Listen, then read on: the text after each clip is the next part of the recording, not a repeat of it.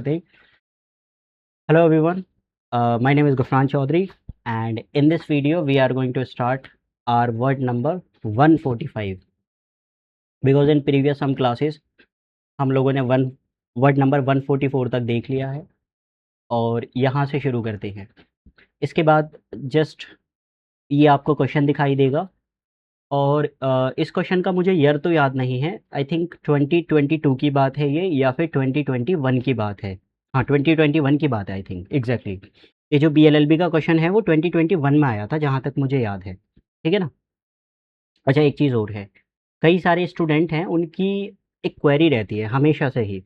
आपका भी बैच नया है तो आपकी भी शायद क्वेरी होगी कि सर ये आपको कैसे याद है ना ये जो वर्ड्स हैं। तो यार देखो 4 से 5 साल हो गए, आई मीन 4 साल तो मुझे खुद ही पढ़ाते हुए हो गए, समझ पा रहे हो। तो इतनी बार रिपीट हो चुकी है ना चीज़ें कि वो आपके सबकॉन्शियस माइंड में चली जाती हैं। तो आपको भी हो जाएंगी ये चीज़ें याद, है ना, बार बार आप रिपीट करेंगे। मेरी तो फिर भी 4 साल की बात है, आप तो 6 महीने में अगर सही से रिपीट करें इन चीज़ों को तो आपके जहन में फिट हो जाएंगे कि इसका मीनिंग क्या होता है, इसका मीनिंग क्या होता है।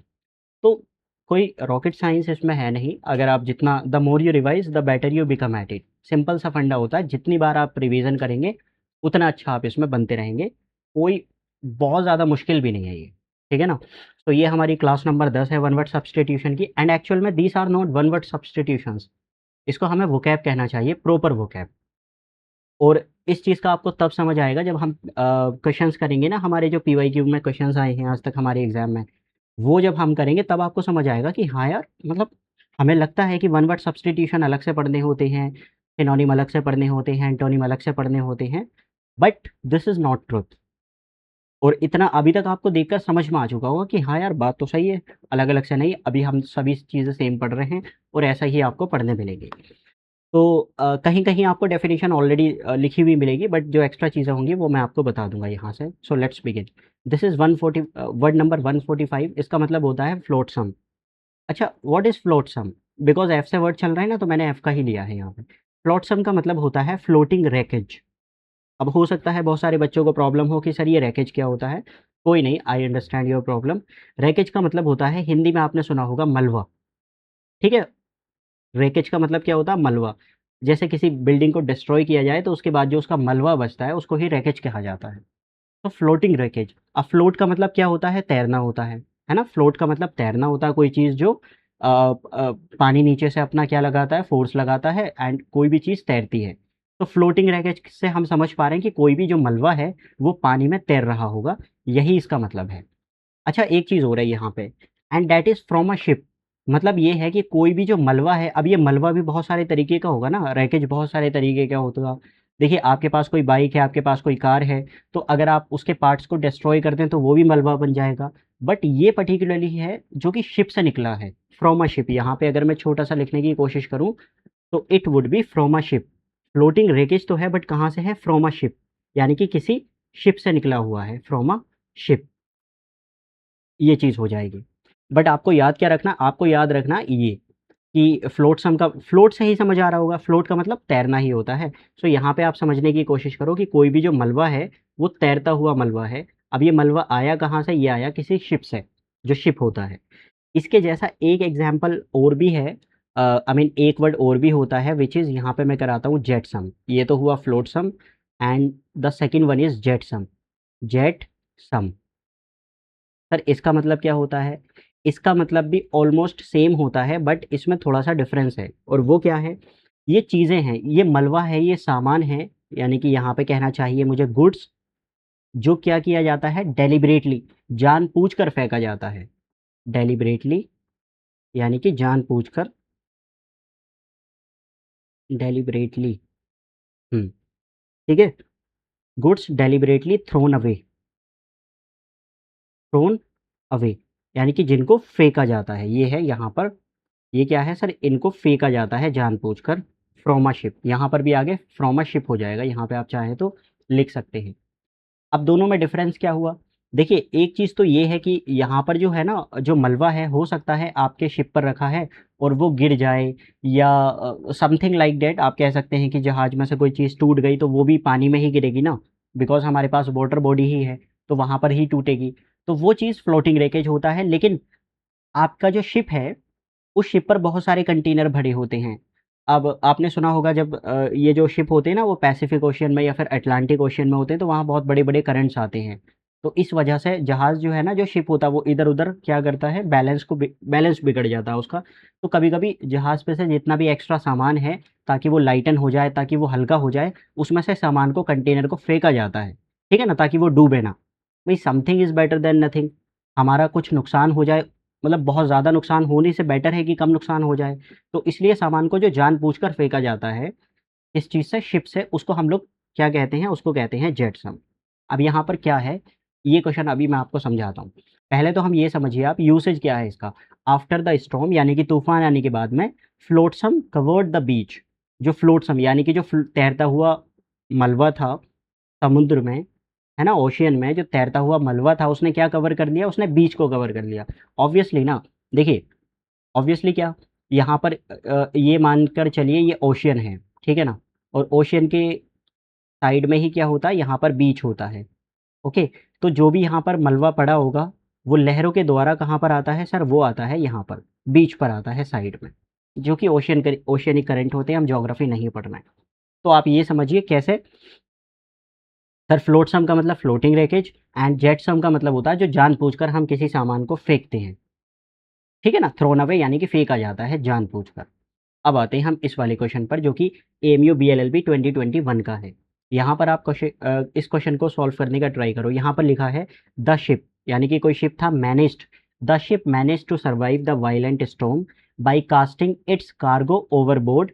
This dash washed ashore and became a nuisance to the coastal residents. क्या मतलब है इससे, हम क्या समझे? एक बार और पढ़ते हैं। ठीक है, एक बार और पढ़ते हैं। देखिए, इस वाले क्वेश्चन को हम क्या करते हैं सर, एक बार और पढ़ते हैं इसको। कैसे? द शिप यानी कि कोई जहाज है, उसने मैनेज किया सर्वाइव करना। कोई तूफान आया था, कोई बहुत बड़ा जो है समुद्र में तूफान आया था, लेकिन उसने मैनेज कर लिया। कैसे मैनेज कर लिया? उसने इसलिए मैनेज कर लिया बिकॉज क्या किया उसने? उसने जो है कोई चीज़, ओवरबोर्ड का मतलब होता है इनटू द वाटर, यानी कि कार्गो को, जो सामान था ना, जो मटेरियल था शिप पर, उसने पानी में फेंक दिया उसको। एंड दिस, उसके बाद ये है दिस डैश वॉस्ट अशोर, यानी कि वो जो है बहकर कहाँ चला गया? एक थोड़ा सा शोर पर चला गया, जो किनारा होता है। एंड बिकेम नुएंस, और नुएंस का मतलब होता है परेशानी, किसी के लिए अनोयंस पैदा करना, या कोई परेशानी है, कोई परेशानी का रीज़न है। टू द कोस्टल रेजिडेंट, यानी कि जो कोस्टल पर लोग रहते हैं उनके लिए उसने उस चीज़ को, मतलब वो चीज़ परेशान हो गए, जो रेजिडेंट है कोस्टल पर। अब यहाँ से क्या क्या समझ आया, आप कोशिश करो इसकी।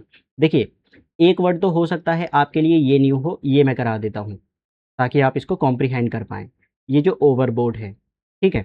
दूसरी वोकैब आपको ये मिलेगी, नुएंस का मतलब क्या होता है। So there are two terms. पहले हम इनको ही समझने की कोशिश करते हैं, जो कि मैं यहाँ पे कराता हूँ आपको। पहले इनको ही समझने की कोशिश करते हैं कि इनका मीनिंग है क्या, ठीक है? देखिए, एक वर्ड है यहाँ पे ओवरबोर्ड, एग्ज़ैक्टली, ओवर, BOARD। इसकी जो पार्ट ऑफ स्पीच है वो एज़ एन एडवर्ब होती है, मतलब ये वर्ब में काम करती है, वर्ब को क्वालिफ़ाई करती है। अभी तक हमने देखा एडजेक्टिव किसी नाउन या प्रोनाउन को क्वालिफ़ाई करता है, ऐसे ही जो एडवर्ब होती है वो वर्ब को बताती है। मैं दौड़ रहा था, तो कैसे, हाउ, फास्ट, स्लो, है ना, इस टाइप से। तो ओवरबोर्ड का मतलब होता है इनटू द वाटर, पानी में फेंकना, इसका सिंपल मतलब होता है, ठीक है? ओके, एक चीज़ और है, यहाँ से ये समझने की कोशिश करना कि यहाँ पर अगर मैं लिख देता हूँ गो ओवरबोर्ड, तो ये एक इडियम होता है जनाब। इसकी फिर पार्ट ऑफ स्पीच चेंज हो जाती है एंड इट बिकेम इडियम, फिर ये इडियम बनता है। और जब ये इडियम बनता है तो सर इसका मतलब क्या होगा? ऊपर तो हमने देखा किसी चीज़ को पानी में फेंकना, ओवरबोर्ड, एंड नीचे क्या हो जाएगा? नीचे ये होता है कोई भी चीज़ जो है एक्सेसिवली करना, डू समथिंग एक्सेसिवली, किसी चीज़ को करना बहुत ज़्यादा, है ना? एक्सेसिवली यानी कि ज़्यादा, ठीक, ये हो जाएगा, ठीक है ना? अच्छा सर, एक वर्ड और मिला पीछे, अगर आपने गौर किया हो तो, एक है न्यूएंस, NUISANCE। इसकी जो पार्ट ऑफ स्पीच है वो नाउन होती है। इस नुएंस का मतलब क्या होता है सर? इस नुएंस का मतलब होता है जो चीज़, आई शुड से यहाँ पे परेशानी का कारण, है ना? जो भी चीज़ आपको क्या करती है, परेशानी देती है, डेट कॉजेज, यानी कि जो कारण बनती है किस चीज़ का? परेशानी को हम क्या बोलते हैं, एनोयंस कहते हैं, जो चीज़ आपको एनोय करती है। तो ये नाउन है, तो इसलिए हम इसको एनोयंस लिख देंगे, एनोयंस। एंड इनकन्वीनियंट भी कह सकते हैं, और इनकन्वीनियंस, इनकन्वीनियंस, VENIENCE, इनकन्वीनियंस। आई बात समझ में? 3 वर्ड थे। ओवरबोर्ड एडवर्ब होती है, किसी चीज़ को पानी में फेंकना। अगर हम गो ओवरबोर्ड लगा देते हैं, ईडियम बनता है, जिसका मतलब किसी चीज़ को एक्सेसिवली करना। एक वर्ड और था which is nuance, and it means जो चीज़ परेशानी का कारण है, एनोयंस का और आपके लिए इनकन्वीनियंस का। तो ये दो वर्ड हमें समझ आए। अब फिर समझते हैं हम क्वेश्चन को। द शिप ने मैनेज किया सर्वाइव करना, किस चीज़ में? वायलेंट स्टॉर्म में, यानी कि जो वायलेंट तूफान आया था। और तूफान आएगा तो शिप कहाँ पर? सर शिप ना हमारे घर के पास में चलता है ना? समझ पा रहे हो? नहीं, ऐसा तो नहीं होगा। शिप कहाँ पे रहता है सर? शिप तो हमेशा समुद्र में ही रहता है, ओशियन में रहता है, सी में रहता है। तो इसका मतलब ये जो तूफान है वो कहाँ पर आया होगा? वो ऑब्वियसली समुद्र में ही होगा। So by casting its cargo overboard, यानी कि इसका जो कार्गो मतलब जो सामान होता है उस पर, उसको जो है पानी में फेंकने पर उसने सर्वाइव कर लिया। ऑब्वियसली बात है ना, मेरा जहाज इधर उधर जो हो रहा है ना, इसको क्या बोलते हैं? बैलेंस, इम्बैलेंस हो रहा है ये चीज़, है ना? मेरा जहाज़ इधर-उधर डोल रहा है, हो सकता है ये डूब जाए, तो मैं क्या करूँगा, इसमें से जो मेरा सामान है कुछ वो फेंक दूँगा ताकि ये सर्वाइव कर पाए, यही इन लोगों ने किया। इसके बाद ये कह रहे हैं दिस वॉस्ट अशोर, जो ये मलबा जो भी इन लोगों ने फेंका था ना, वो कहाँ पर चला गया? किनारे पर चला गया, और ये एक परेशानी का कारण बना। किसके लिए परेशानी का कारण बना? जो कोस्टल पे रेज़िडेंट रहते हैं। ऑब्वियसली ना, किसी भी समुद्र के कोस्टल पे लोग रहते हैं, तो ज़ाहिर है अगर मैं कोई चीज़ फेंकूँगा तो वो यूँ इस टाइप से बनकर कहाँ जाएगा? वो सर इनके पास, जो रेज़िडेंट है ना, वहाँ चला जाएगा। तो इनके लिए परेशानी का कारण बना। अब ये बता दो, इस सबको पढ़कर तुमको क्या लग रहा है कि इसमें से कौन-सा ऑप्शन होना चाहिए? अब देखिए, कैसे हम अभी पीछे मैंने कराया था। सर जेटसम का मतलब क्या होता है? एंड फ्लोटसम का मतलब क्या होता है? फ्लोटसम का मतलब होता है फ्लोटिंग रैकेज। तो अभी हमने क्या देखा सर? फ्लोटसम का मतलब होता है फ्लोटिंग रैकेज, यानी कि जो तैरता हुआ मलबा है, ठीक है? RECKAGE, floating wreckage. अच्छा, जेटसम क्या है? जेटसम था सर डेलिबरेटली थ्रोन अवे, यानी कि आपने जानबूझकर फेंका है। डेलिबरेटली थ्रोन अवे यानी कि फेंका है आपने, थ्रोन अवे। अब ज़रा बता दो बेटा, इस क्वेश्चन को पढ़कर आपको क्या लगता है कि यार यहाँ पे क्या होना चाहिए? यहाँ पर फ्लोटसम होना चाहिए या फिर जेटसम? आप जानते हैं ये तो होगा नहीं, नॉइज़ से तो कोई मतलब ही नहीं है, शोर-शराबे से और ट्रैफ़िक से भी कोई मतलब नहीं है, क्योंकि हम शिप की बात कर रहे हैं। अब सोचिए क्या हो सकता है? बी होगा, बी। एक है ना? Exactly B. अच्छा sir, that's B, B. Right, right, you are right. B क्यों होगा? बी इसलिए होगा, यही इस टाइप के ही आपके एग्जाम का ही क्वेश्चन है, मैंने नहीं बनाया ये क्वेश्चन, तो ये एग्जाम का ही है। तो ये ना चीज़ें कहाँ से हमें समझ आती हैं सर? हमें ये चीज़ें वहाँ से समझ आती हैं जब हम ज़्यादा प्रैक्टिस करते हैं। दूसरी चीज़ ये है, क्वेश्चन ही हमें बताता है। अब क्वेश्चन की लैंग्वेज से समझ आ रहा है, अगर इसको कॉम्प्रीहेंड कर पा रहे हैं, कॉम्प्रीहेंड मतलब अंडरस्टैंड कर पा रहे हैं आप, तो ये कहने की कोशिश कर रहा है कि भाई मैनेज किया उसने। अब मैनेज कैसे किया? यहाँ पर है उसका कार्गो ओवरबोर्ड, यानी कि उन्होंने कार्गो को फेंक दिया। अब फेंका है तो जानबूझकर फेंका है ना, तभी सर्वाइव कर रहा है वो। तो इसीलिए जो चीज़ जानबूझकर फेंकी जाती है, ये है इसका मीनिंग। तो एग्जैक्टली यहाँ से हम रिलेट करके इसको क्या लगा देंगे? जेटसम। जेटसम मतलब डेलिबरेटली थ्रोन अवे, अगर किसी चीज़ को डेलिबरेटली जानबूझकर मलबे को फेंका जाता है। So that would be B option is correct here. ठीक है ना? I hope you understand this question. Okay, let's begin. तो ये भी हमने यहाँ से आपको नए वर्ड्स मिले, कौन-कौन से नुएंस मिला जैसे, तो इन सभी को आपको नोट डाउन कर लेना है। गो ओवरबोर्ड ईडियम होता है, ओवरबोर्ड सिर्फ़ और सिर्फ़ क्या होती है? पार्ट ऑफ अ स्पीच इसकी एडवर्ब होती है। Next word is freak. Okay, freak has 2 meanings. Freak के क्या मतलब होते हैं? 2 मतलब होते हैं। फ्रीक एक तो कोई भी चीज़ अनयूजुअल है, which is not usual, so we can say unusual, ठीक है ना? फ्रीक मतलब अनयूजुअल एंड अबनॉर्मल, और अबनॉर्मल। अच्छा, अबनॉर्मल का मतलब क्या बताया था मैंने आप लोगों को, याद है? स्टार्टिंग में हम लोग कर चुके हैं। एबनॉर्मल का मतलब क्या होता है? दैट इज़ नॉट नॉर्मल, ठीक है ना? भाई जो चीज़ नॉर्मल नहीं है उसको आप क्या कह देते हैं? अबनॉर्मल कह देते हैं। आपकी, हम लोगों की जो हार्ट बीट होती है वो 72 पर मिनट बीट करती है। लेकिन मान लीजिए 144 हो जाए, तो वो हार्ट बीट क्या हो जाएगी? एबनॉर्मल हो जाएगी, मतलब व्हिच इज़ नॉट नॉर्मल, तो इसलिए। अच्छा, दूसरा इसका मतलब होता है, जो कि थोड़ा-सा जिम वाले लोगों से निकल कर आता है ना? फिटनेस फ्रीक बोलते हैं जिन लोगों को, जो काफ़ी ज़्यादा अपना फिटनेस पे ध्यान देते हैं। तो इसके लिए हम लोग कहते हैं हाइली, जो लोग क्या हैं? हाइली एंथुसियास्टिक हैं। हाइली एंथुसियास्टिक है, मतलब उनके अंदर बहुत ज़्यादा जोश है, उमंग है, उत्साह है जिन लोगों के अंदर, तो it will be highly enthusiastic. बहुत सारे 14 साल के 15 साल के आपने ना डेढ़ हड्डी देखे होंगे कि बस जिम जाएंगे, अब तो थारावाही जिम जाएगा, है ना, बॉडी बनाएगा थारावाही। डेढ़ हड्डी है लेकिन बॉडी बनाएंगे बहुत बढ़िया करके, और वो 3 दिन जाएंगे जिम के अंदर, ये डंबल उठाएंगे वो डंबल उठाएंगे और चौथे दिन बीमार होकर पड़ जाएंगे। खत्म। कहानी दी है। तो मतलब कोई नहीं, कोई मसला ही नहीं है इसमें। तो दैट्स वाई ये जो है वो थोड़ा सा जिम वाले लोगों के लिए भी यूज़ किया जाता है, फिटनेस फ्रीक जिसको कहते हैं। जैसे he is a fitness freak who never Mrs a workout. तो ये तो वो लोग हैं जो डेली करते हैं, बट कुछ लोग हैं जो स्टार्टिंग में काफ़ी जोश होता है, that would be highly enthusiastic and especially for gyms people. ठीक है, फ्री का मतलब समथिंग विच इज़ अनयूजुअल और नॉर्मल, मतलब नॉर्मल नहीं है, अब नॉर्मल, एंड हाईली एंथुजियास्टिक यहाँ पर आपको दिख गया। Okay, next. यहाँ पे ऑलरेडी इसका मीनिंग लिखा है, क्या लिखा है यहाँ पर, शॉर्टेज ऑफ फूड। क्या होता है? फैमिन आपने पढ़ा होगा, क्या मतलब होता है फैमिन का, मतलब क्या होता है? Shortage of food. हिंदी में आपने सुना होगा अकाल पड़ गया, है ना? जब खाना किसी विलेज में, किसी सिटी में जब नहीं होता है, जैसे अभी करेंटली आपको पता होगा असम में क्या है, असम में फ्लड आया है, तो जितने भी वहाँ पर खेती होगी वो सब की सब वेस्ट हो गई, है ना? वहाँ की खेती खत्म हो गई। तो वो बात अलग है कि इंडिया के पास में काफ़ी ज़्यादा स्टोर्ड, हम लोगों के पास में ग्रेन्स हैं ऑलरेडी। पूरे इंडिया में थोड़ी ना फ्लड आया है, तो जो फूड है वो ऑलरेडी हम लोगों के पास में है, ताकि हम उनको प्रोवाइड कर रहे हैं। आपने देखा भी होगा हेल्प, जो कैंप लगे हैं बहुत सारे। लेकिन सपोज़ कीजिए पूरे इंडिया में ही फ्लड आ जाए, तो क्या आ जाएगा यहाँ पर, अकाल पड़ जाएगा, फैमिन हो जाएगा। तो यही होता है फैमिन, मतलब अकाल। हिंदी में आप लोग चाहें तो लिख सकते हैं। इसके जैसा ही ना मैं आपको और टर्म भी कराता हूँ जो कि आपके एग्जाम से ही रिलेटेड है। एक होता है ड्रॉट, DROUGHT। सर इसका मतलब क्या होता है ड्रॉट? इसका मतलब होता है लैक ऑफ रेनफॉल। जो मैंने कल भी बताया था आप लोगों को कि सूखा पड़ गया, ये तो अकाल आ गया, ठीक है। एंड ये क्या हो गया सर, ये हो जाएगा लैक ऑफ रेनफॉल।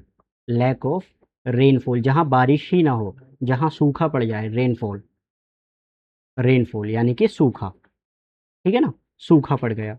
अब आप समझ सकते हैं कि ये एक तरह से कोज है और ये इसका इफेक्ट है। थोड़ा समझ पा रहे हो या नहीं, मान पा रहे हो? देखिए पहले कोज, कारण क्या है भाई, कारण है कि सूखा पड़ गया, और इसका इफेक्ट क्या होगा, इसका रिजल्ट क्या निकल कर आएगा सर, इसका रिजल्ट आएगा कि वहां पर अकाल पड़ जाएगा। अरे थोड़ा समझ पा रहे हो या नहीं, कोज एंड इफेक्ट? हम्म भाई ये किसी चीज का कारण है, कोज क्या है सर, ये है जी कोज, सर। और इसका इफेक्ट क्या होगा, यानी कि इसका जो रिजल्ट निकल कर आएगा, इसका रिजल्ट आएगा फैमिन आएगा निकल कर। यानी कि जहां अगर सूखा पड़ जाएगा सपोज कीजिए किसी विलेज में, तो वहां पर अकाल आ जाएगा। जब हमारे पास खेती ही नहीं होगी तो ऑब्वियसली फिर जो है वहां पर शॉर्टेज ऑफ फूड हो जाएगा। एक और है, और विच इज़ ड्राफ्ट। प्रोनाउंसिएशन दोनों की समझने की कोशिश करो, इसको बोलते हैं हम लोग ड्रॉट, DROUGHT, ड्रॉट। एंड एक होता है ड्राफ्ट। ड्राफ्ट क्या है, DRAUGHT। सर दोनों में डिफरेंस क्या है, थोड़ी आंखें खोलो अपनी, दिखाई दे जाएगा। यहाँ पर ओ है और यहाँ पर ए है, लग दोनों सेम रही हैं। इसकी प्रोनाउंसिएशन होती है ड्राफ्ट। एंड इसका मतलब कोई जानता है ड्राफ्ट का मतलब क्या होता है? सर ड्राफ्ट का मतलब तो ड्राफ्ट ही होता है, ये होता है, हैं? अच्छा सर ये भी नहीं पता हमें तो क्या होता है? तो सर एयर होता है। सर हमें तो ये भी नहीं पता ये क्या होता है, तो इसको बोलते हैं बेटा, हिंदी में आ जाओ अब, हवा का झोंका। ठीक है,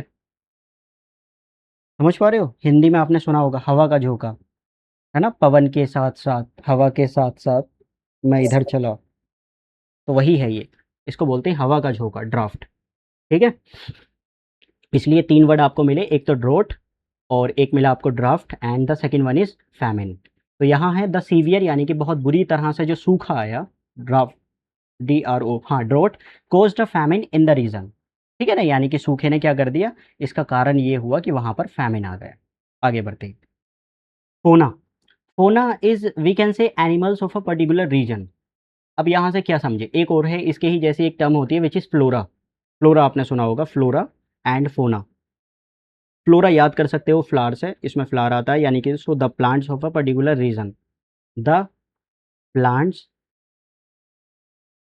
vegetation of a particular region, of a particular, ठीक है, पर्टिकुलर रीजन।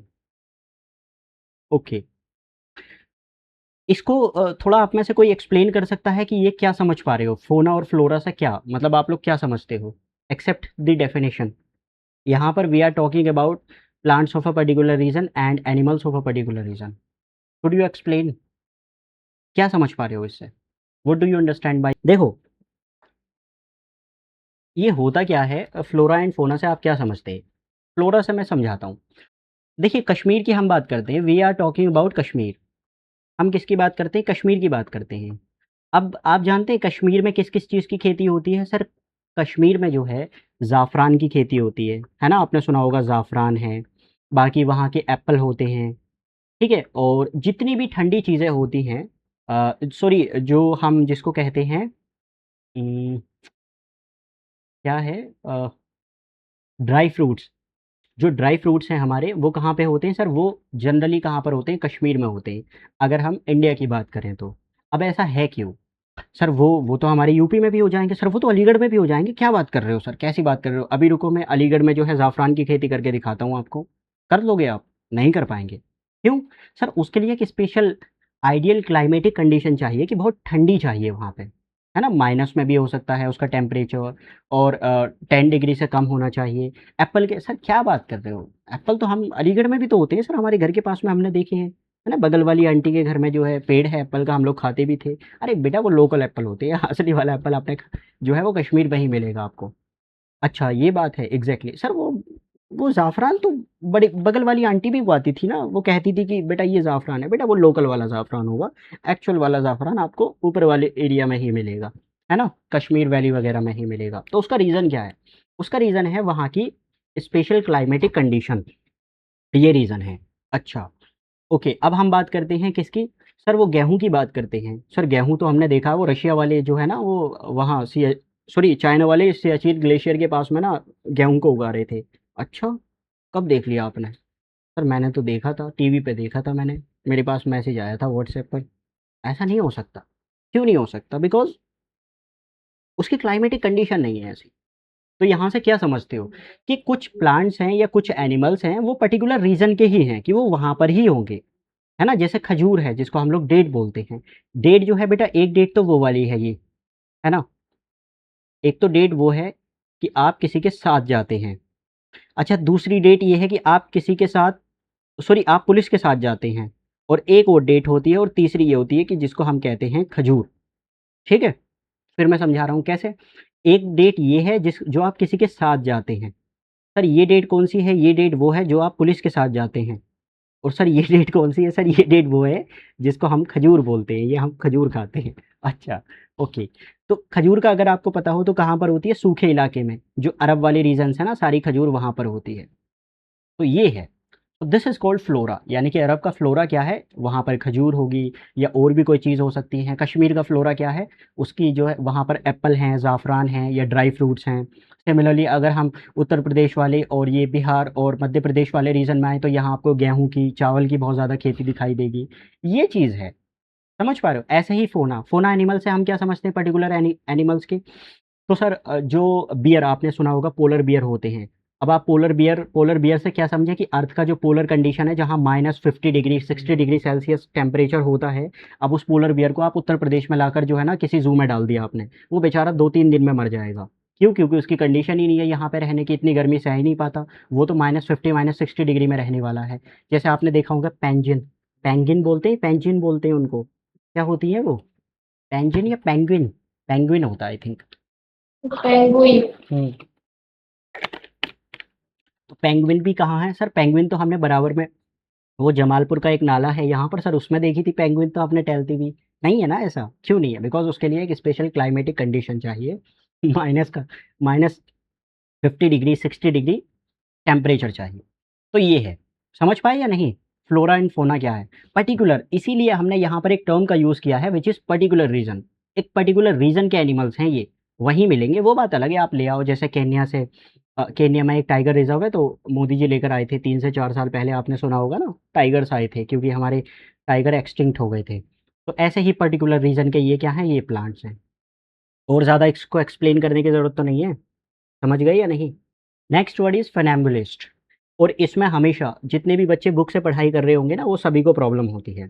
प्रॉब्लम क्यों होती है? बिकॉज़ प्रॉब्लम इसलिए होती है क्योंकि इस एक वर्ड आपको दिखाई देता है एक्रोबैट और सारी ही किताबों में जो पुरानी वाली किताबें हैं ना, वो सारी ही किताबों में ये लिखा है एक्रोबैट। एक्रोबैट, और एक्रोबैट पे उन लोगों ने लिखा है one who walks on a rope, सबने लिखा है one who walks on a rope which is incorrect, जो कि गलत है। तो सर सही क्या है? सही बताता हूँ क्या है।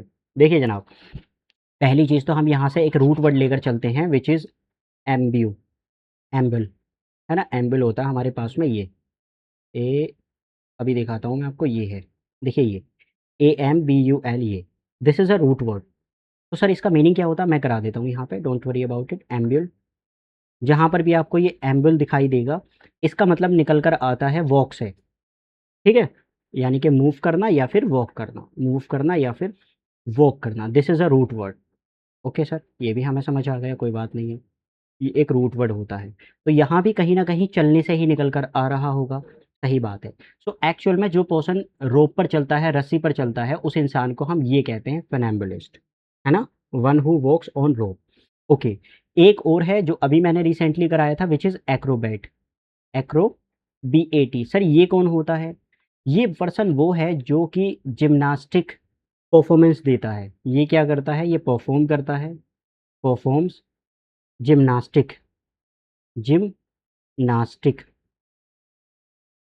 और बैलेंसिंग एक्ट, और बैलेंसिंग एक्ट्स। तो सर इन दोनों में डिफरेंस क्या हुआ? अभी मैं डिफरेंस भी समझाने की कोशिश करूंगा। पहले आप ये समझो कि ये अगर हमने एम्बल किया है तो एक वर्ब होती है which is एम्बल, and एम्बल is a verb, it means क्या करना भाई, इसका मतलब क्या हो जाएगा, यहाँ पे मैं करा देता हूँ। एम्बल का मतलब होता है वॉक करना स्लोली, चलना यानी कि धीरे धीरे, मज़े से चलना, पार्क में टहलना, वॉक स्लोली। ओके, अब आते हैं हम गूगल पे और दोनों में हम डिफरेंस समझते हैं क्या है। देखिए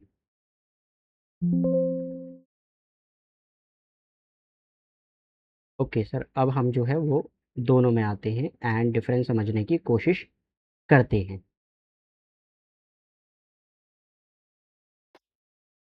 पहले ये नहीं, हम लोग इसको समझते हैं। देखिए ये, इस पोर्शन को आप देख पा रहे हैं, ये जो है, हम्म, हाँ जी, ठीक है ना, कोई प्रॉब्लम तो नहीं है इसमें? सर जो जी इंसान, सर। जो इंसान पर्टिकुलरली रस्सी पर चलता है ना, इसको हम लोग फेनैम्बुलिस्ट बोलते हैं, ये होता है एक्चुअल में। और सारी ही किताबों में एक्रोबैट एक्रोबैट लिखा है। तो सर एक्रोबैट क्या होता है? एक्रोबैट दिखाता हूँ, देखो क्या होता है। एक्रोबैट ये होता है, ये पोर्शन है जो जिम्नास्टिक परफॉर्मेंस देती है, जो देता है, एंड अपने बॉडी के बैलेंस भी करके चलता है, मतलब अपने बॉडी को जो है ना बैलेंस, ये जो है आपने देखे होंगे अक्सर, सर्कस वगैरह में देखे होंगे, इनको हम लोग एक्रोबैट कहते हैं अक्सर। तो ये रस्सी पे नहीं चलते हैं, ये रस्सी पे बैलेंस कर रहे हैं खुद को, अपनी बॉडी को बैलेंस कर रहे हैं, जिम्नास्टिक जितनी भी परफॉर्मेंस है वो दे रहे हैं। तो आई थिंक किसी को प्रॉब्लम नहीं होगी इसमें, ठीक है, आगे बढ़ते, इसीलिए मैंने यहाँ पे ये दोनों करा दिए, फिनैम्बुलिस्ट एंड एक्रोबैट। अब कभी कोई सी भी किताब उठा लो, आप वन वर्ड सब्सटीट्यूशन पहला ही वर्ड देखोगे ना, एक्रोबैट लिखा होगा वहाँ पर, और लिखा होगा कि who walks on a rope, which is incorrect. आगे बढ़ते हैं, next word is fatalist. What does it mean? Fatalist मतलब हु बिलीव्स, जो इंसान बिलीव करता है कि everything is determined by fate. क्या मतलब हुआ इसका? मतलब ये हुआ इसका, कुछ लोग होते हैं जो मान के चलते हैं, जिनकी ये धारणा है ना, जिनका ये मानना है कि you can not change anything, पहले से ही हर चीज़ डिसाइडेड है। मतलब क्या हुआ? मतलब ये हुआ कि अगर अगर गुफरान कहीं चोरी करते हुए पकड़ा जाता है, तो वो पहले से डिसाइडेड था कि गुफरान चोरी करेगा ही करेगा। समझ पा रहे हो? अच्छा, ये बात है। ओके, आप में से एग्जांपल लेता हूँ। सपोज़ कीजिए आप में से कोई भी पर्सन है, हम लेते हैं किसी का भी नेम XYZ, है ना, XYZ, कोई भी ये पर्सन है, तो फैटलिस्ट कौन पर्सन है? फैटलिस्ट वो पर्सन है कि भाई इसका तो सिलेक्शन होगा ही नहीं, ये मान के चलते हैं कि AMU में तो सिलेक्शन हो ही नहीं सकता, है ना, यहाँ पर क्या नहीं हो सकता सर, यहाँ पर तो सिलेक्शन हो ही नहीं सकता। तो दिस इज कॉल्ड फैटलिस्ट, मतलब जो इंसान फेट पे बिलीव करता है कि भाई पहले से ही डिसाइडेड है, तुम्हारी किस्मत पहले ही लिखी जा चुकी है। खैर ये तो बात, मतलब खैर उसका एक टेक्निकल आंसर है, मैं यहाँ पे नहीं जा रहा हूँ। तो डिटरमाइंड बाई फेट, क्या समझने की कोशिश करोगे यहाँ से? You can say you can not change anything, you can not change anything, या you can not change them. आप ये समझने की कोशिश करो, ठीक है। हम्म हम्म जैसे एग्जाम्पल है बीइंग अ फैटलिस्ट, यानी कि फैटलिस्ट होना। ही believed that what ever happens is destined, यानी कि जो भी होता है वो पहले से ही प्री डिसाइडेड है। दिस इज कॉल्ड फैटलिस्ट, यानी कि जो बिलीव करता है कि पहले से ही सारी चीज़ें डिसाइड हो चुकी हैं, प्री डिसाइडेड यू कैन से, और आप उसको चेंज नहीं कर सकते, जो होना है वो होकर ही रहेगा। Next word is fire storm. Fire storm has two meanings. First one is fire, मतलब खुद में ही फायर स्टॉर्म्स है, फायर हमें समझ में आ रहा है, यानी कि एक आग का तूफान, थोड़ा सा समझने की कोशिश करो। तो पहली चीज़ तो एक फायर ही हो गई, आग ही हो गई। And the second one is criticism. तो ये चीज़ें ना, ये चीज़ें आती हैं, जैसे एक होता है लिटरल मीनिंग जो कि फायर है इसका एक्चुअल में, और एक होता है फिगरेटिवली मीनिंग जो कि क्रिटिसिज्म है। अब सर ये मैं बार बार आप लोगों को कराऊंगा फिगरेटिवली और लिटरल मीनिंग, लिटरल और फिगरेटिवली, तो क्या समझते हो इससे, अभी बताता हूँ। देखिए, आपने अक्सर सुना होगा, हम लोग भी अपनी ज़िंदगी में हिंदी में यूज़ करते हैं, मेरा बेटा तो शेर है ना? मेरी बेटी तो परी है, परी। अब वो परी है एक्चुअल में? बताओ भाई ज़रा, आप लोग ही बताओ, है ना? अक्सर कहा भी जाता है पापा की परी, तो मतलब वी कैन से, है ना, I am not against anything, but या आपका बेटा तो शेर है। हुँ? तो शेर से क्या मतलब शेर तो सर एक एनिमल होता है ना, शेर मतलब क्या समझ रहे हो आप शेर से? शेर तो जानवर होता है। तो एक इंसान का और एक जानवर कैसे हो सकता है? नहीं, नहीं बेटा, आप क्वालिटीज़ की बात कर रहे हैं कि वो फियरलेस पर्सन है, वैलिएंट है वो पर्सन। तो इस टाइप से हम फिगरेटिवली यूज़ करते हैं, एक्चुअल में है नहीं, बट हम कहते हैं। अब हम कह रहे हैं कि हम आपको चाँद तोड़ कर ला कर देंगे। अब ये क्या बात हुई? सर ये तो किसी इंसान को धोखा देना हुआ, बिकॉज़ सर चाँद तो कभी भी नहीं तोड़ के लाया जा सकता। लेकिन हाँ, फिगरेटिवली हम कह रहे हैं कि भई जो भी आप माँगेंगे हम आपको वो देंगे। तो ये चीज़ क्या होती है सर? यही होती है फिगरेटिवली, है ना? आप उसको यूज़ कर रहे हैं, फिगर यूज़ कर रहे हैं कि हम तुम चाँद की तरह खूबसूरत हो।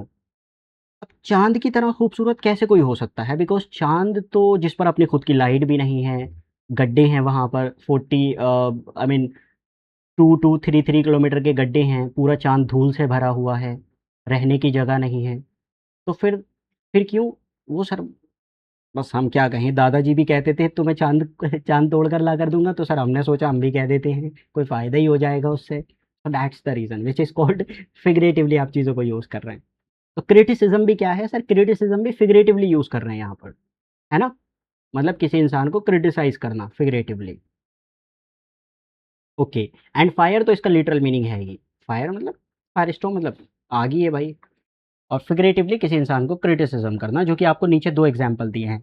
द मिनिस्टर्स रिमार्क्स, यानी कि जो मिनिस्टर के कमेंट थे, उसने क्या कर दिया, स्पार्क कर दिया एक फायर स्टॉर्म ऑफ क्रिटिसिज्म, मतलब भाई बहुत ही एक्सट्रीम लेवल से क्रिटिसाइज़ किया किसी पर्सन को। Next word is the wildfire turned into a firestorm destroying hundreds of homes, यानी कि जो वाइल्ड फायर थी, है ना, जंगल से लगी हुई आग, वो अचानक से क्या है, पूरा आग का तूफान बन गई, जिसने हज़ारों घरों को तबाह कर दिया, बर्बाद कर। So next word is fallible. And ये भी बार-बार एग्ज़ाम में आता है। फैलिबल मतलब हू कैन मेक मिस्टेक्स, जो कि हम हैं, we humans are fallible. The only one who can never make any mistake, कौन होगा भाई? हुँ? इसका ही अपोज़िट कौन हो जाएगा? Infallible. God. God, yes, infallible. तो who can never make any mistake. तो इनफैलिबल कौन होता है? Can not make mistakes, can not make mistakes, make mistakes, ठीक है? और ये भी आपको जब हम क्वेश्चन करेंगे ना, तो वहाँ आपको दिखाई देगा ये क्वेश्चन, इसलिए भूलना मत, एक दूसरे के ये एंटोनिम्स हो जाएंगे। तो फैलिबल, ऑल ह्यूमन बीइंग्स आर फैलिबल, मतलब हम लोग क्या है भाई, गलती करेंगे ही हम, तो सिंपल सी बात है, ठीक है? हम तो गलती करेंगे ही, और बाकी इनफैलिबल कौन है? गॉड है ओनली। तो इनफैलिबल इज गॉड, जो कभी गलती नहीं करता। तो ये हो जाएगा गॉड। आगे बढ़ते हैं। Flamboyant, okay, what does it mean? इसका मतलब होता है कोई चीज़, समथिंग विच इज़ कलरफुल। यहाँ पे लिखा है something which is very colourful, stylish और अटेंशन ग्रेबिंग। मतलब फ्लैम्बोयंट एक तरह से आप कह सकते हैं किसी पर्सन का ऑरा कह सकते हो ना, है ना? समथिंग वी कैन से, अरे यार भाई का ऑरा है। अब ऑरा है तो कैसा ऑरा है? देखिए अभी दिखाता हूँ। फ्लैम्बोयंट कलर भी होते हैं, जिसको कहते हैं भड़कीला। अभी मैं दिखाऊंगा आपको, यहाँ से भी आपको कुछ क्लियर होगा। फ्लैम्बोयंट, अक्सर आपने रणवीर सिंह को देखा होगा, रणवीर सिंह। देखिए, यस सर। देखिए, नहीं, हमें जो है ना वो क्या करना चाहिए, हमें डिश लेनी चाहिए। हाँ, फ्लैम्बोयंट।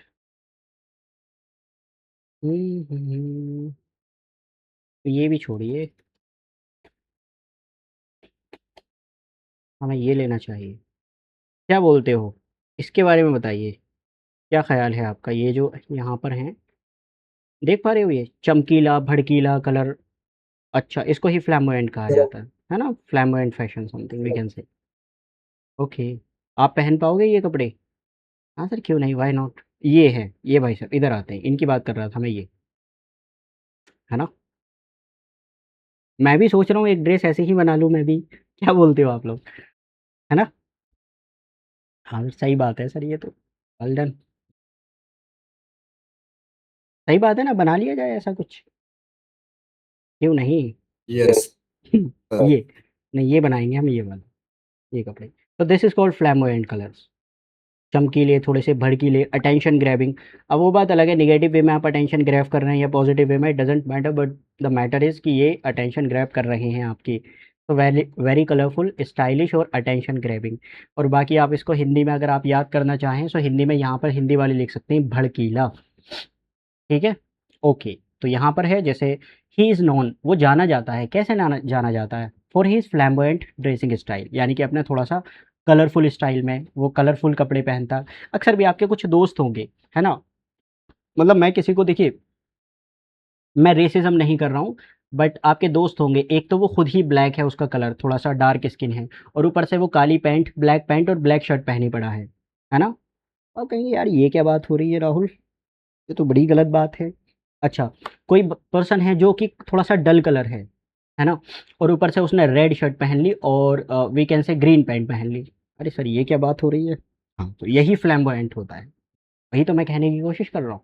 आगे बढ़ते हैं हम। Fleet, what does it mean? Fleet का मतलब क्या होता है? अ ग्रुप ऑफ शिप्स, यहाँ पर लिखा है a group of ships, aircraft, वैसे शिप्स के बारे में ही मेनली यूज़ किया जाता है।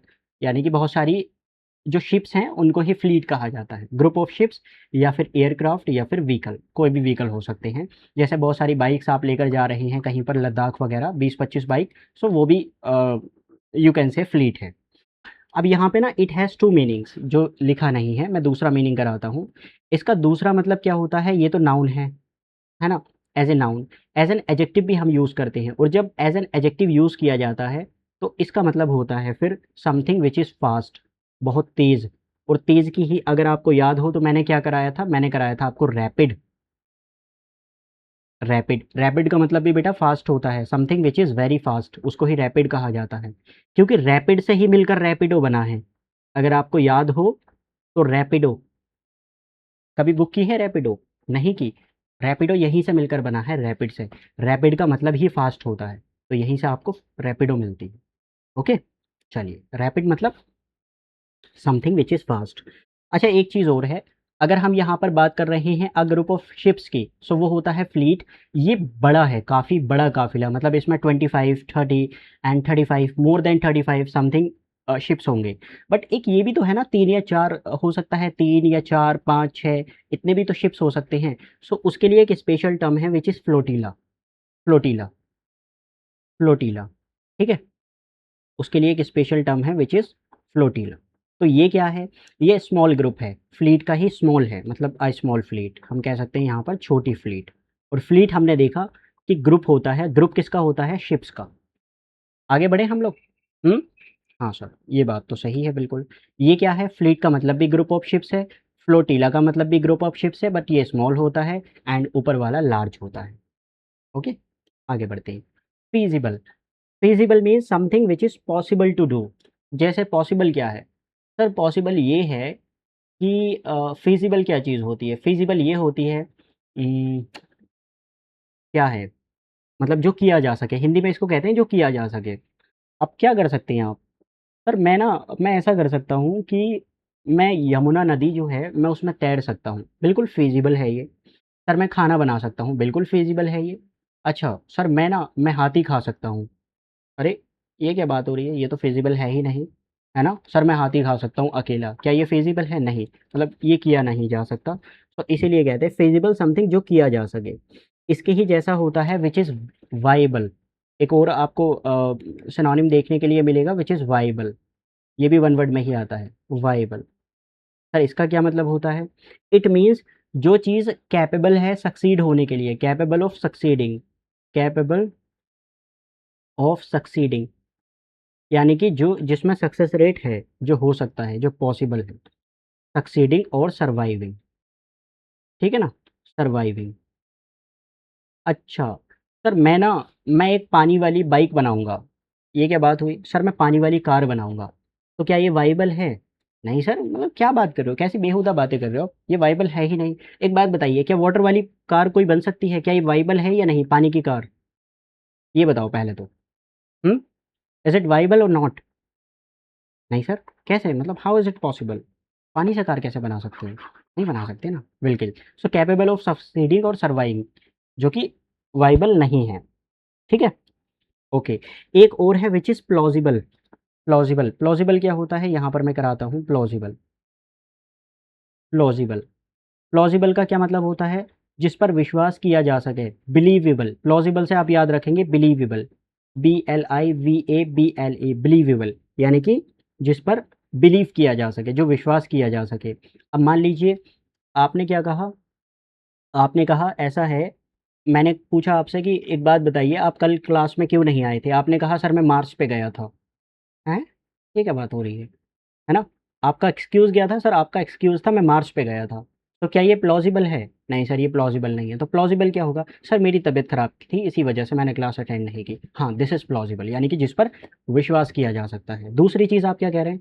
सर मैं ना डायनासोर को पकड़ने गया था। अरे यार, ये क्या बात कर रहे हो? क्या ये प्लॉजिबल है? नहीं सर, ये तो प्लॉजिबल नहीं है। बस मैं यही तो कहने की कोशिश कर रहा हूँ, जिस पर विश्वास किया जा सके, यानी कि सीम्स बिलीवेबल, जो चीज़ दिखती है कि हाँ भाई दिस इज़ ट्रूथ। ओके, तो यहाँ पे हम लोग लिख सकते हैं सीम्स बिलीवेबल, जो दिखती है कि हाँ ये जो है वो पॉसिबल है। ओके, एक दो और बचे हैं। तो यहाँ पे लिखा है we need to choose the most feasible solution, मतलब हमें कौन सा सॉल्यूशन को चूज़ करना है जो सबसे ज़्यादा पॉसिबल हो करने के लिए। फीजिबल मतलब पॉसिबल टू डू, जिसको किया जा सके। कैसा सॉल्यूशन? जिसको किया जा सके। ठीक है ना, आगे बढ़ते हैं, जो है वो पॉसिबल है। ओके, एक दो और बचे हैं।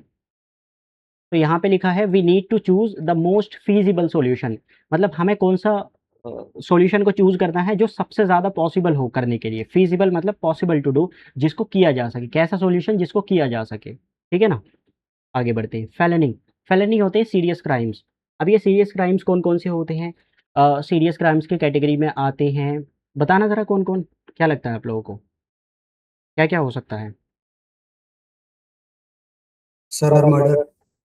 Okay, Murder, rape. एक बात बताओ यार, बोर हो गए क्या? मतलब समझ में नहीं आ रहा क्या मैं जो पढ़ा रहा हूँ यहाँ पे? हाँ, हाँ जी, क्या हुआ बेटा? अरे सर, क्या ही बात करें, कोई बात नहीं, आगे बढ़ते हैं हम लोग। सो next word is felony. Felony क्या होता है? फेलनी होते हैं सीरियस क्राइम। कौन कौन से होते हैं? लाइक मर्डर हो सकता है, ठीक है, ये आते हैं सबके सब सीरियस क्राइम की कैटेगरी में। और क्या है? और रेप हो सकता है, ये भी किस कैटेगरी में आते हैं? सीरियस क्राइम की। और लाइक बहुत सारे हैं, है ना, आप रॉबरी होती है, और ये सब के सब सीरियस क्राइम में ही आते हैं। तो ये होते हैं सीरियस क्राइम्स, और इसको आप लोग हीनस क्राइम भी कहते हैं, हीनस। इनके लिए आप एक टर्म भी यूज़ कर सकते हैं which is heinous, NEINOUS, heinous crimes. अच्छा, अगर ये हीनस क्राइम्स हैं, अगर ये फेलनी हैं, यानी कि सीरियस क्राइम्स हैं, तो कुछ ऐसे भी तो होंगे जो थोड़े से नॉर्मल हों। तो हाँ, उनके लिए एक स्पेशल टर्म है विच इज़ मिस्टीमिनर्स, जो कि आपके एग्जाम में आ चुका है। मिस्टी, MEANOR, मिस्टीमिनर। और इसको ही आप कहते हैं पेटी क्राइम, PETTY, पेटी। ये दोनों ही एक दूसरे के सिनोनिम हो जाएंगे। इनका मतलब होता है जो कि थोड़े से माइनर क्राइम्स हैं, जो कि सीरियस नहीं है। मतलब किसी के थप्पड़ मार देना, 100 रुपये चोरी कर लेना, है ना, और कोई अब्यूजिव लैंग्वेज यूज़ कर लेना। आगे बढ़ते हैं। Next word is forgery. Forgery का मतलब होता है फर्जी डॉक्यूमेंट को बनाना, या फर्जी डॉक्यूमेंट एक्चुअल में। Making fake documents, fake signatures and fake contract which is called forgery. इसी से मिलकर बनेगा काउंटर फीटिंग, है ना, यहाँ से ही counterfeit, COUNTERFEITING, counterfeiting as a noun है, तो यहाँ पर हो जाएगा मतलब फर्जी आप बोल सकते हो, थोड़ा सा जाली, हिंदी में आपने सुना होगा जाली, वो जाली यही है। ओके, चलिए आते हैं which is most important slide, एक ये है एंड एक आगे होगी शायद। आगे बढ़ते हैं हम लोग। देखिए जनाब, यहाँ पर ऑलरेडी लिखा है, यहाँ पर क्या लिखा है, पेट्रीसाइड। बार बार आपके एग्जाम में ये साइड से क्वेश्चन पूछे जाते हैं। First one is which you should keep in your mind. Side का मतलब क्या होता है, मैं कई बार बता चुका हूँ। साइड से क्या समझते हो सर? साइड का मतलब होता है किलिंग या फिर मर्डर, है ना। साइड का मतलब होता है किलिंग। पेट्री, पेट्री होते हैं फादर एंड साइड का मतलब किलिंग। तो जब फादर की ही आप हत्या कर दें, मैट्री का मतलब होता है मदर, साइड का मतलब होता है किलिंग। प्रेट्री का मतलब होता है ब्रदर, साइड का मतलब होता है किलिंग, है ना। सोरोरी का मतलब होता है सोरोरी सिस्टर, हाँ यहाँ पर सिस्टर होती है, और साइड का मतलब होता है किलिंग, ठीक है। पैरी का मतलब होता है बोथ एंड साइड का मतलब, पैरी का मतलब पेरेंट्स होता है दोनों, साइड का मतलब होता है किलिंग। एंड मैरिटी का मतलब होता है, मैरिटी कौन थे हमारे पास में? हस्बैंड, आई थिंक हस्बैंड ही है, हाँ हस्बैंड ही होते हैं मैरिटी। साइड का मतलब होता है किलिंग, ठीक है।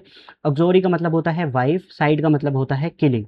जर्मी का मतलब होता है जॉन्स, साइड का मतलब होता है किलिंग। रीजी का मतलब होता है किंग, साइड का मतलब होता है साइड मीन्स किलिंग। इन्फेंटी का मतलब someone who is infant, side का मतलब किलिंग। सुई का मतलब होता है सेल्फ एंड साइड का मतलब किलिंग। होमी का मतलब होता है एनी ह्यूमन बीइंग, साइड का मतलब होता है किलिंग। ओके, तो सर यहाँ से क्या समझे हम? यही समझे these are the root words, ठीक है ना, these are the root words. तो आपको याद कैसे करना है? आपको याद ऐसे करना है जैसे किलिंग, किलिंग भाई सब में आप किलिंग ही कर रहे हैं वंस खुद के। तो यहाँ पर patri means father, killing of one's father. Matri means mother, killing of one's mother. Patri मतलब brother, killing of one's brother, अपने भाई की ही हत्या कर देना। सोरोरी मतलब सिस्टर, है ना, सिस्टर, सिस्टर यहाँ पे मैं लिख देता हूँ, तो किलिंग ऑफ वंस सिस्टर। अच्छा, पैरिटी, सॉरी पैरी, पैरी मीन्स पेरेंट्स, यहाँ पर आ जाएंगे पेरेंट्स, यानी कि दोनों की ही एक साथ आपने हत्या कर दी। मैरिटी मीन्स होता है हस्बैंड, ठीक है, अपने पति की ही हत्या कर दी। एंड अग्जोरी होता है वाइफ, तो यहाँ पर हो जाएगा वाइफ की हत्या कर दी। जर्मी होता है जर्म्स, है ना, जर्म्स की, जर्मी साइड आप लेकर आते हैं जर्म्स को मारने के लिए, तो ये हो जाएंगे जर्म्स। रीजी मतलब होता है विच इज़ वेरी इंपॉर्टेंट किंग और क्वीन, किंग या फिर क्वीन की हत्या कर देना विच इज़ कॉल्ड रीजीसाइड, ठीक है। तो यहाँ पर हो जाएगा किंग या फिर क्वीन।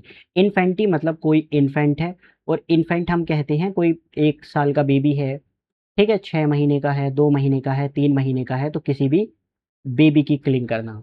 फ्री का मतलब सेल्फ होता है, तो सेल्फ किलिंग आप समझते हैं, सुसाइड बोलते हैं। होमिसाइड मतलब कोई भी एनी ह्यूमन बीइंग, कोई भी एनी ह्यूमन बीइंग, किसी की भी आपने हत्या कर दी उसको कहा जाता है होमिसाइड।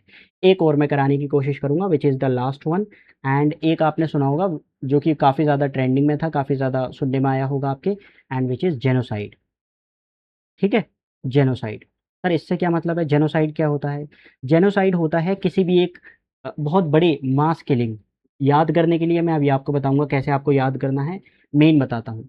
मेन ये है कि कोई भी बड़े लेवल पर आप क्या कर दें, अ लार्ज ग्रुप, किसी ग्रुप को ही आपने डेथ कर दी, है ना, किसी ग्रुप को ही मार दिया उनकी आइडेंटिटी के बेस्ड पर, based on their identity, based on identity. जैसे किस-किस बेसिस पर आप उनकी आइडेंटिटी के बेसिस पर किस-किस पर, लाइक हम कह सकते हैं रेशियल, है ना, किस रेस से हैं वो। मान लीजिए हमारे इंडिया में हैं, ठीक है, और आप इंडिया में किसको डेथ कर दो, अ, ट्रांसजेंडर को हम कह सकते हैं ना। आप ये कहें कि ये जितने भी ट्रांसजेंडर हैं ना पूरी दुनिया में इन सबको उड़ा दो, तो ये जेनोसाइड हो जाएगा यार, पूरी रेस की ही आपने हत्या कर दी। समझ पा रहे हो? अच्छा, दूसरी एथनिक के बेसिस पर, उतने उनके एथनिक के बेसिस पर, मतलब वो ब्लैक हैं, अब सारे गोरे सारे कालों को मार दें तो वो क्या हो जाएगा? जेनोसाइड हो जाएगा। या सारे ब्लैक सारे वाइट पीपल को मार दें, वो भी एक तरह से जेनोसाइड हो जाएगा, ठीक है। On the basis of their religion, जितने भी मुस्लिम्स हैं वो सब के सब ज्यूज को ख़त्म कर दें तो वो भी जेनोसाइड हो जाएगा। On the other side vice versa भी पॉसिबल है, जितने भी जूइस क्या कर रहे हैं, सारे मुस्लिम्स को किसी पर्टिकुलर जगह पर डेथ कर दें तो वो भी जेनोसाइड होता है। तो यही है मतलब मास किलिंग बड़े लेवल पर, जब आप क्या करते हैं, बड़े लेवल पर जब आप लोगों को मारते हैं। तो सर हमें याद कैसे रखना है, जेनोसाइड मतलब याद रखने की कोशिश करो, मास किलिंग, बड़े लेवल पर मारना, मास किलिंग, मास किलिंग, ठीक है ना, ये आपको काम आएगा। जेनोसाइड मतलब मास किलिंग, ठीक है, ये चीज़ मास किलिंग, जेनोसाइड मतलब मास किलिंग। पीछे हम सब देख चुके हैं जो कि आपके बार बार एग्जाम में पूछे जाते हैं, मतलब किलिंग ऑफ, यहाँ से याद रखो, फादर पेट्री, मदर मतलब मेट्रीसाइड, ब्रदर मतलब फ्रेटरी, सिस्टर मतलब सोरोरी, एंड पेरेंट्स मतलब पेरिसाइड, हस्बैंड मतलब मैरिटिसाइड, एंड जोरिसाइड मतलब वाइफ, जोमिसाइड जर्म्स, रीजिसाइड किंग और क्वीन जो कि आ चुका है एग्जाम में, इन्फेंटी ये भी आ चुका है, सुसाइड भी आ चुका है, होमिसाइड भी आ चुका है, किसी भी ह्यूमन बीइंग की हत्या कर देना। तो आज आपको ये जानकर खुशी होगी कि हमारे जितने भी ई वाले सॉरी एफ वाले वर्ड्स थे वो भी हम कंप्लीट कर चुके हैं। एफ वाले वर्ड्स जितने भी हैं वो हम कर चुके हैं। अरे ये क्या हो रहा है, एफ, अच्छा ये भी नहीं हो रहा, ठीक है। तो एफ वाले जितने भी वर्ड्स हैं ना, एफ वो हम कंप्लीट कर चुके हैं, ठीक है। यहाँ पे लिख देता हूँ एफ कंप्लीटेड, ये हो गए एफ कंप्लीट।